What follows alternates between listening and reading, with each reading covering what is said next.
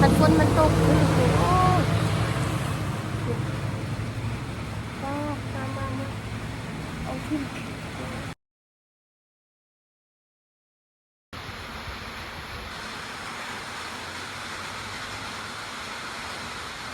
เอาพี่น้องเปิดภาพมาอีกมื้อนี้กะฝนตกเส้นเก่าเส้นเดิมพี่น้องเอ้ยว่าสิออกไปถ่ายคลิปแต่ก็ออกถ่ายคลิปบ่ได้เพราะว่าฝนตกพี่น้องฝนตกรินอยู่บ้านน้องทรายก็ตกไว้มีมัดมือเลยพี่น้องตั้งแต่เช้านี่นะว้าวิวอยู่ภูมันก็ดีแห้งเนาะพี่น้องมีแต่ก้อนเมฆเนาะก็บ่เห็นเฮาอีหยังฟ้าเหลี่ยมผ้าห้องเนาะอยู่บ้านน้องทรายฝนตกไปมีผู้มือเลยพี่น้องบ่มีมือไรที่ฝนบ่ได้ตกมีแต่มือวานนี่ก็ตกเนาะพี่น้องตกน้อยๆนิดๆฝนตกตลอดเลยเด้พี่น้อง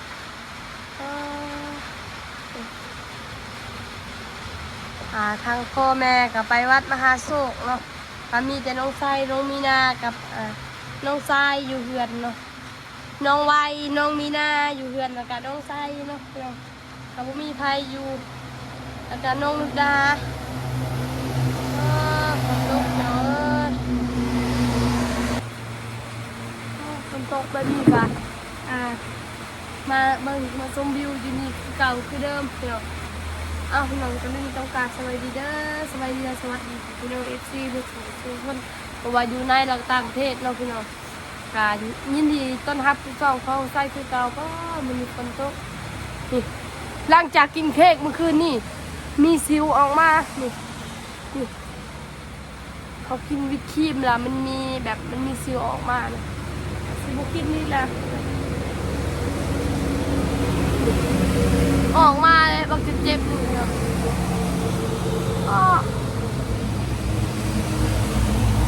เจ็บแทบโอ้ยเสียงรถกระดังเองเนาะต่อเลยรถเนาะเนาะบางใหญ่ๆนึงสิวก็ได้2 อันเลยเนาะแหวนแหน่ได้นี่ที่นาเขาเป็นสิวเขาไม่ได้แพ้ครีมเลยนะแพ้เขาโอ้ยแล้วมันกระผมไม่ใช่แล้วอันนี้มันแพ้กินเค้กวิสครีมแพ้เค้กกินเค้กแล้วมันมีสิวออกมาพอกินวิสครีมนะมันมีแบบสิวออกมาแบบนี้กะมื้อคืนนี่กะเอาเค้กให้พ่อเนาะกะมื้อนี้แหละเป็นมื้อวันเกิดของพ่อน้องไซเพิ่นก็ไปวัดเนาะพี่น้องไปวัดมหาโศกอยู่ดงเห็นแหละใกล้บ้านบ่อไร่แหละเนาะพี่น้องก็อยู่ใกล้ๆบ้านบ่อไร่เลยได้ยินเขาจะว่าอยู่ดงเห็นกะว่าสิไปถ่ายคลิปแต่ก็บ่ได้ไปซ้ำเพราะว่าฝนมันตกเลยพี่น้องก็เลยบ่ได้ไปถ่ายอยู่แต่เฮือนนี่แหละพี่น้องจักสิไปใส่ฝนตกตลอดเลยบ้านน้องไซดูไซได้ฝนตกเพียงตัวหาแมงที่นี่เพิ่นว่าอยู่โรงเรียนฝนกระตกแห้งเพิ่นว่าอยู่วัดมหาโศกนะพนันไซตกบางแห้งนี่เพิ่นว่าแต่อยู่นี่ก็ตกอยู่ตกนิดๆหน่อยแต่ยังตกแห้งฝนกันนะเดี๋ยวสิไปหาทางกินเท่าเพื่อไปถ่ายคลิปก็โดนแล้วเลยไปหาป๊อปก็จะสิไปหาคนบอกเพราะว่าทางมันเปื้อนเนาะพี่น้องกันทางน้องไซก็ขับรถไปบ่ได้เพราะว่าเข้าในเรือนป๊อปเนาะบ่ได้อยู่แคมทางเข้าในคุณรถมันก็ค่าลมอยู่หันลุงนวดก็ยังลมอยู่เรือนนกป๊อปมือนั้นมดรถเพิ่นมดกระต้นกระโตเพิ่นมดเปื้อนมดขับไปหาป๊อปเพิ่นก็เห็นคลิปอยู่กับเบิ้งคลิปอยู่น้องว่าเกินเพิ่นคือเห็นเพิ่นแอมไมโซล่าแล้วบ่ประมาณนี้แหละก็ไม่ได้ไปหาบ่ได้เข้าไปหาป๊อปเพิ่นกระโดนแล้ว ก็มีแต่ไปถ่ายคลิปทั้งน้องรักคนนี้แหละพี่น้องก็บ่ได้ไปใส่เพราะว่ามันก็อยู่ใกล้บ้านเขาเด้น้องรักพี่น้องก็ไปถ่ายแต่น้องรักเพิ่นก็บ่ได้ไปถ่ายคลิปใครแล้วก็ไปหาซาซีดอกแค่เพิ่นก็อยู่แคมทางเลยพี่น้องเพื่อนเพิ่นก็บ่ได้อยู่ไกลจากเพื่อนเฮานั่นแหละใส่กินถ่ายคลิป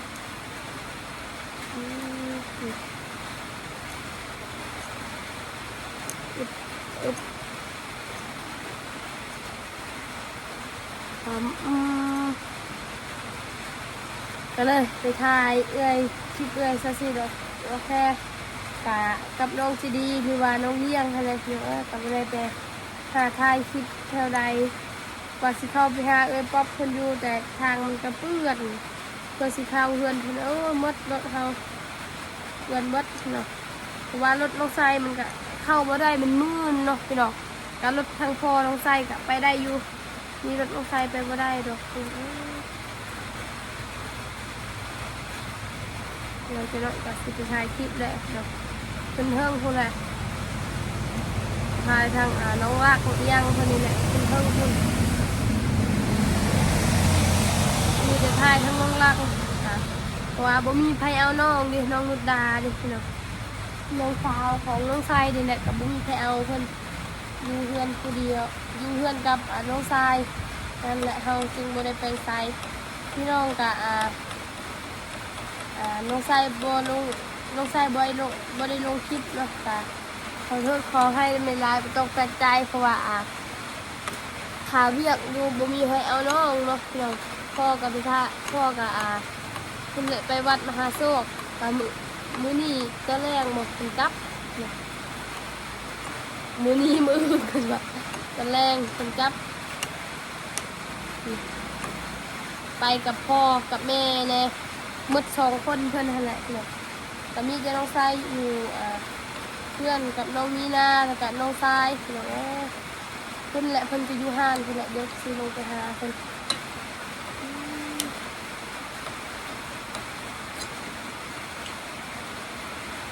เพื่อนน้องทรายก็ออกหมดตัวเฮ็ดอีหยังก็ออกหมดเดี๋ยวจะให้เบิ่งเด้อเฮ็ดหูหนูเด้อพี่น้องไป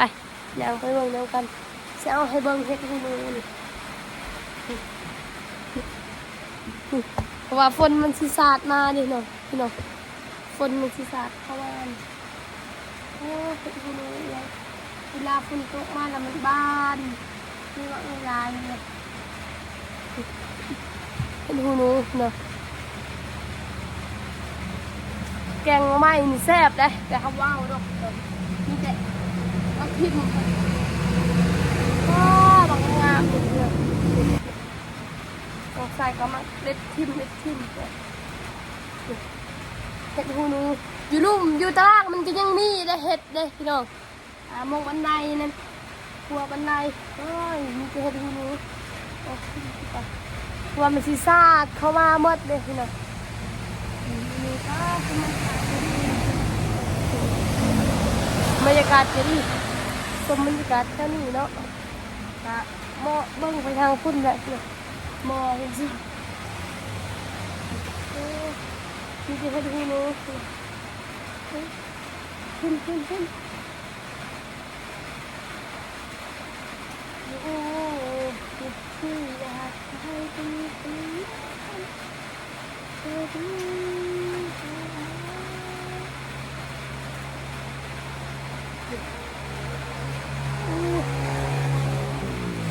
มีแต่เห็ดหูหนูออกมา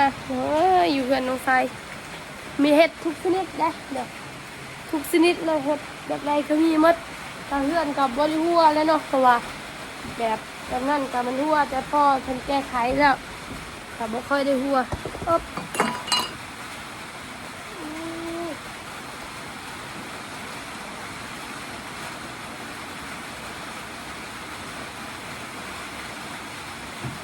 ไปกะสิลงทางอยู่ห้านคือแหละเนาะจะเป็นอยู่พุ่นแหละหมด2 คน3 คนกัน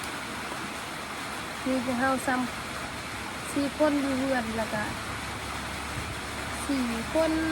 อยู่เรือน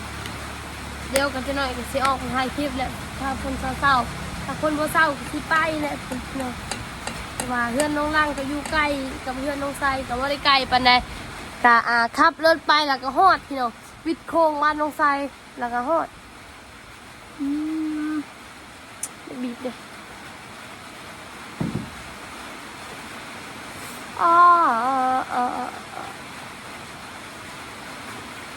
ไปพี่น้องจากคนที่บ่เคยมีซิวกับกินเค้กนั่นมันก็มีซิวออกมาเลย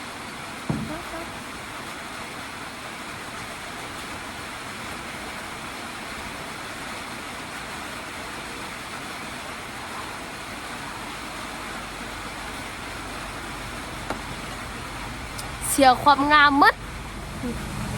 มีซิวออกมาไปลงไปอยู่ห้างพุ่นแหละพี่น้องสิลงไปห้างพุ่นไปนี่บรรยากาศน้องไส้มักอยู่มองนี่เลยพี่น้องว่าบรรยากาศก็ดีแห่งฟังตอกฟังตู้ยังค่ะนี่คุณต่อคุณบรรยากาศดีได้เท่าเหือนซานน้องไส้นี่จะบอกว่าสุดยอดได้พี่น้องไปลงไปเดี๋ยวแต่สิเอาให้พี่น้องเบิ่งทางเฮ็ดมงนี่แหละมงน้องไส้มักดินติ๊กต๊อกอยู่ยังกับแบบมงสถานที่มงนี่แหละพี่น้องเดี๋ยวเอาให้พี่น้องเบิ่งเด้อตัวเฮ็ดอยู่เรือนน้องไส้นี่เฮ็ดอยู่บนบันไดนี่เลยนะเดี๋ยวมันตายแล้วนี่ตุยมาแล้วนี่มีตัวเฮ็ดบักลายนี่มีเฮ็ดทุกสิ่งเฮ็ดอีหยังก็มีหมดนี่หมดอันน่ะมันตุยแล้วนี่ว้ายอยู่เพื่อนน้องไส้นะมีฮอตเฮ็ดมีฮอตอีหยังนะพี่น้องยังก็มีหมดแทนโอ้มีครบทุกอย่างเฮ็ดอะไรก็มีหมดไปย่างลูกของคุณได้ไหมโอ้ยใจเห็นยังทางน้องมีนาเพิ่นกับน้องนิดาสบายดี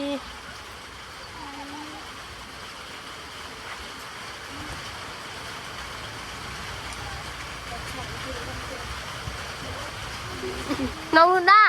สบายดีป้าลุงก่อนน้ำมือสบายดีโดยกะอยู่เฮือนนำน้องไซเนาะน้องนุดากับน้องมีนากับน้องทรายด้วยสบายดีเด้อ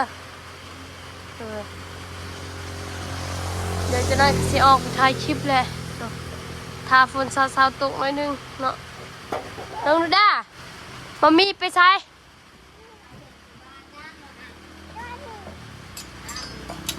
ไปวัดว่ะเมื่อกี้นี่ทั้งแม่โทรหาเพิ่นก็ให้ดีเลยให้บ่เฮ็ดยังจึงหายเป็นยังจึงหายฮะคิดฮอดบ่อยากไปนำบ่อยากไปบ่ต้องไปบ่ม่วนลูกค้าเข้าห้านเลยลูกค้าน้องมุกใครติดตามส่องเอามันกระหู้อยู่ดอกเกิดค่ะเอ้ยทางน้องมุกเกิด10,000นมสบายดีทางน้องมุกเป็นได้ล่ะบักขาวๆถึงได้แล้วได้เนาะไป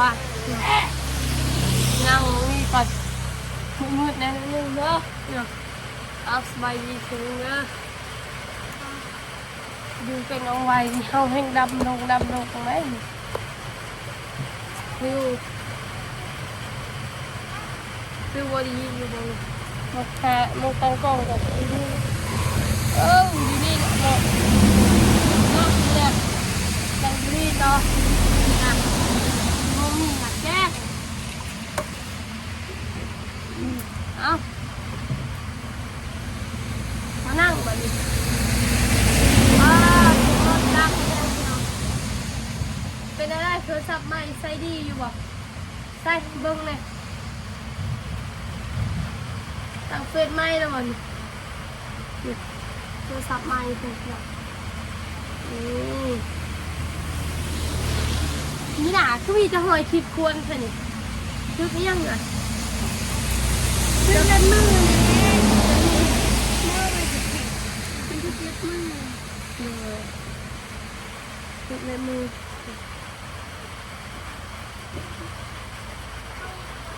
แต่ค่อยกำลังวินาคือซับค่อยซื้อก่อนเนาะ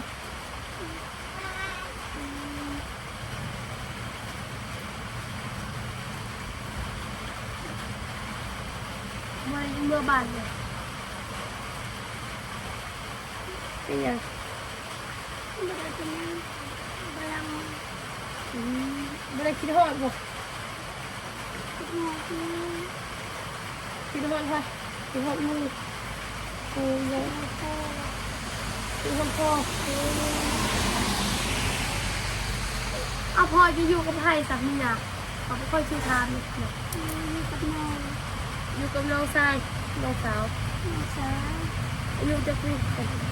น้องก็ได้ประมาณ8 ปีปีนี้เลี้ยงรถก็ได้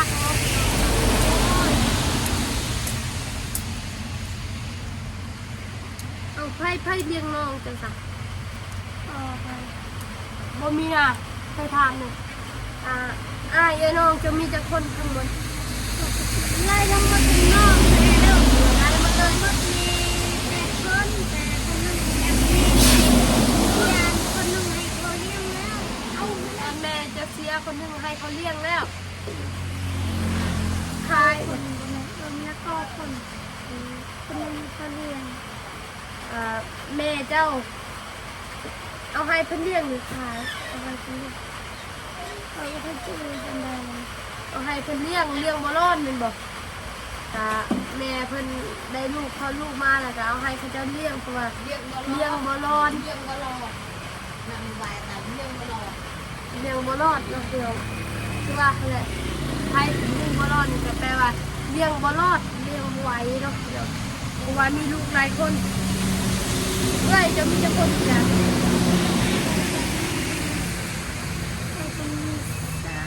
มี3 คนเอ้ยมี3 คน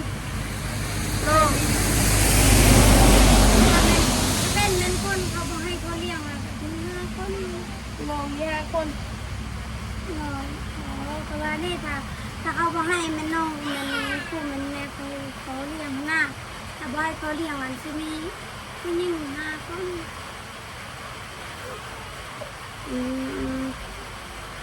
ผู้ชาย3บอกเพราะว่าเอื้อยจะมี7 คนเอื้อยจะมี7 คนเอื้อยมี3อ้าย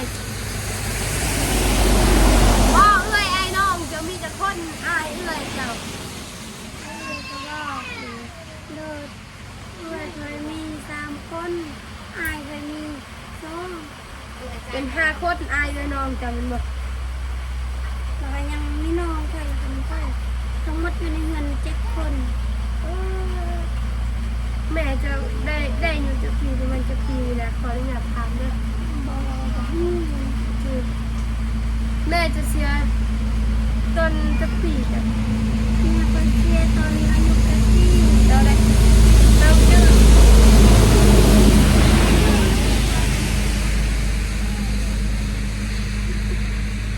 ตอนแม่คือเสียอายุตอน8 ปี